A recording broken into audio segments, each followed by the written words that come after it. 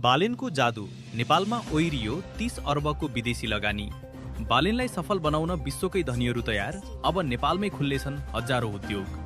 सुशासन देखेपछि विदेशी लगानीकर्ता दङ्ग। अब नेपालमा गरिबी र बेरोजगारीको दिन सधैँका लागि सकिएका छन्। प्रधानमन्त्री बालेन शाहले सरकारको नेतृत्व सम्हालेको छोटो समयमै नेपालमा विदेशी लगानीको महाबाढी आएको छ। बालेनको सुशासन र भ्रष्टाचार विरोधी अभियानबाट प्रभावित भएर विश्वका ठूला लगानीकर्ताहरूले एकै झट्कामा 30 अर्ब रुपियाँ नेपाल भित्र्याएका छन्। विदेशीहरू बालेन शाहलाई सफल बनाउन र नेपालको मुहार फेर्न लगानी खन्याउन तयार देखिएका छन्। वर्षौंदेखि कमिसन र भ्रष्टाचारको डरले भागेका लगानीकर्ताहरू अब ढुक्क भएर नेपाल आउन थालेका छन्। यो 30 अर्ब त केवल सुरुवात मात्र हो। बालेन सरकारले अब नेपाललाई दक्षिण एसियाकै सबैभन्दा सुरक्षित र आकर्षक बिजनेस हब बनाउने पक्का भएको छ। अब पालो तपाईको।